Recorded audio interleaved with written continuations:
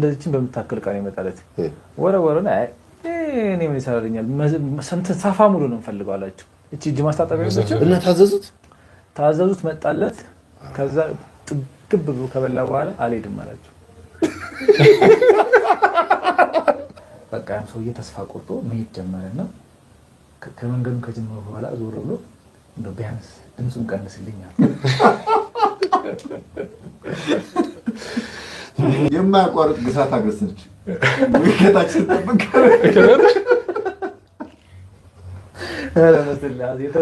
አሁን ልናየዋለን። እንግዲህ ሰው ወዶ አይደለም የሚያደርገው። አንተ የምታሳየን ቪዲዮ ወዶ ፈቅዶ የሚያደርገው ስለሆነ እና ወጣ ጸበል ላይ አልወጣም ለምን እቆያለሁ ትፈልገኛለች ወይም ይፈልገኛል ይላል። ከዛ ልብ መልስ ብለው ነው አባቶች አንተ ከዛሩ ጋር ምን ትፈልጋለህ ከመጠጡ ጋር አትወጣም እንዲወጣ አትፈልግም ሲባል ጊዜ አይ የእንትኑን ተውት ይቆይልኝ ያው የቢዝነስ ይቆይልኝ ይሄ እንትን ያለው ይጣልኝ እንዳልከው ታስታውሳለህ? አዎ እሱን ስታውታ እና አንዱ ጸበል ቦታ ነውና በኋላ ላይ ነው ጉዳዩ ጸበል ቦታ የመጣው። ሰው የሚኖረው አሜሪካ ነው እና መመሪ ሰውዬ የፈስ ነው የተደገመበት የፈስ ድግምት ነውና አሜሪካ ነው የሚኖረው። መስራት አልቻለም እና በቃ በየሄደበት ቦታ ማንዛረጥ ነው እና ይፈሳል በየቦታው እና አልቻለም። ያ ነገር ተጽዕኖ ተፈጠረበት ስራ ቦታ። ከዛ ቤት መዋል ጀመረ።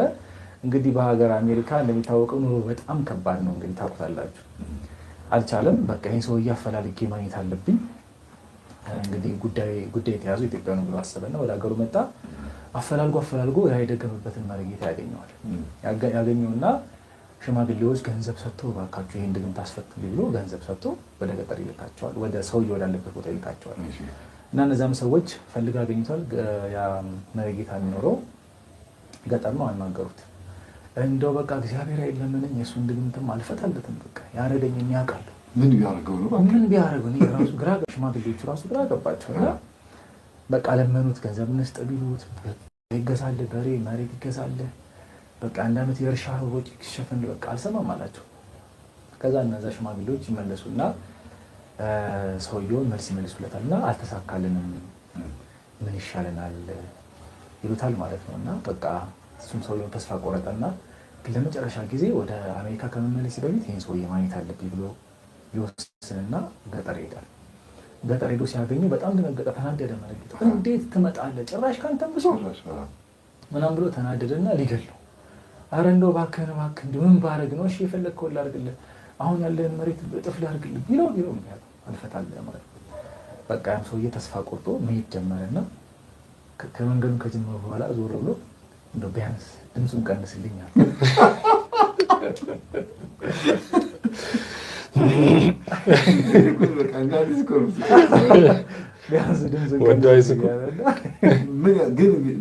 ሽታው ቀንስልኝ ይሻል ነበር። ሽታው ጠረና ይህ ሰውዬ እንግዲህ በአንድ ጸበል ቦታ አግኝተነው ነው እና ወደ ጨዋታ ተቀይሮ ነው። ግን እነዚህ አጋጣሚዎች ጥሩ ምን አድርገዋል ታዲያ? ኤርፎን ሰካበታለሁ። ኤርፎን ሰካበት ከፈለከ ድምፁን አልቀንስልህ ሌላ ሰው እንዳይሰማ እንጂ አሁን እንኳን ዋየርለስ መጥቷል። እንግዲህ ኤርፖድም ሊሆን ያደርግበት ባይሆን ድምፁን ቀንስልኝ ደግሜ ይሄ ቀልድ እኮ ነው። ብዙ ጊዜ እነሱን በዛ አስማት ላይ እንዲቆዩ የሚያደርጋቸው እንዴ በጣም ይቆዩበታል እንጂ እነሱ ተላምደዋል። እውነትም ሆኗል እኮ በጣም እና አንዷ እንደዚሁ በጣም ዘመናዊ ነው የምትለው እና የፈስ ድግምት አረግብሻለሁ እያለ ያስፈራራታል። ከኔ ጋር ፈተኛሽ እደግምብሻለሁ እያለ ያስፈራራታል። እና በቃ እሱ ሲመጣ መራመድ ያቀታታል። እግሯ ሽባ ነው የሚሆነው። እንዴት ተጣብቀን ያሽ ምትሄደው እና በቃ ድንገት ላክ ያዳበተኝ ይሻላል ፈርታ ማለት ነው። እና የማያቋርጥ ግሳት አገሰች ወይከታችን ተጠብቀ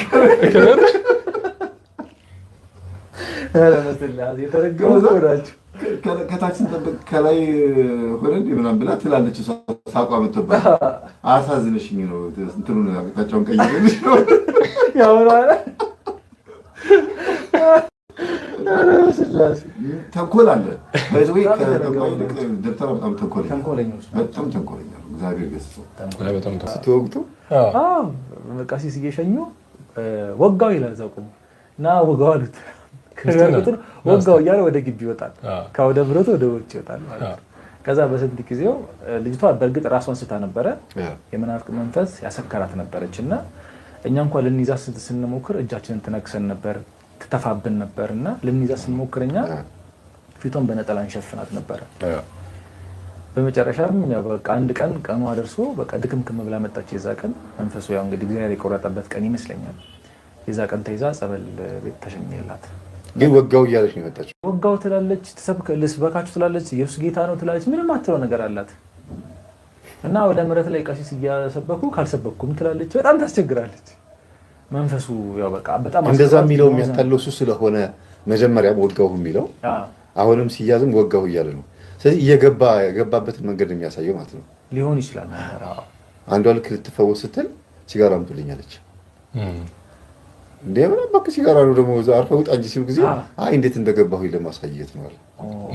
ከዛ አይ እንዴት እንደገባ በአፍ መናገር በቂ ነው ሲባል ወይኔ አንተ ትንሽ ቡን አድርጌ ልወጣ ነበር አለ። በዚህ አጋጣሚ ምን ገጠመን መሰለህ? ስሪንቃ አርሴማ ነው እና አንድ አባት ናቸው ሄደው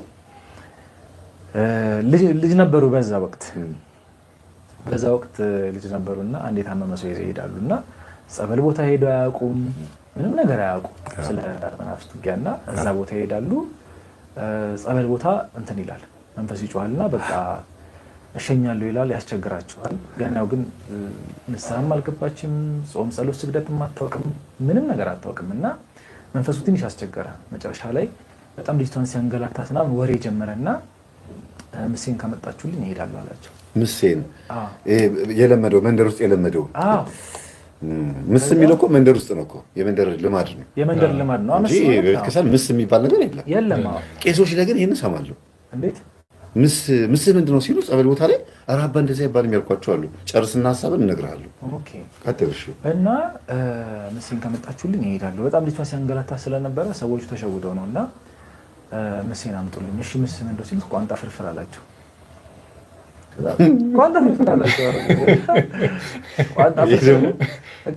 ቋንጣ ፍርፍር መጣለት። ከዛ ሲመጣለት እንትን ነው ማለት እንደዚህችን በምታክል ቃል ይመጣለት። ወረወረና እኔ ምን ይሰራልኛል ሳፋ ሙሉ ነው የምፈልገው አላቸው። እቺ እጅ ማስታጠቢያ እና ታዘዙት መጣለት። ከዛ ጥግብ ብሎ ከበላ በኋላ አልሄድም አላቸው።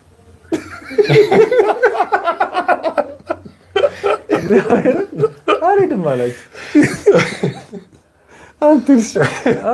አልሄድም አላቸው።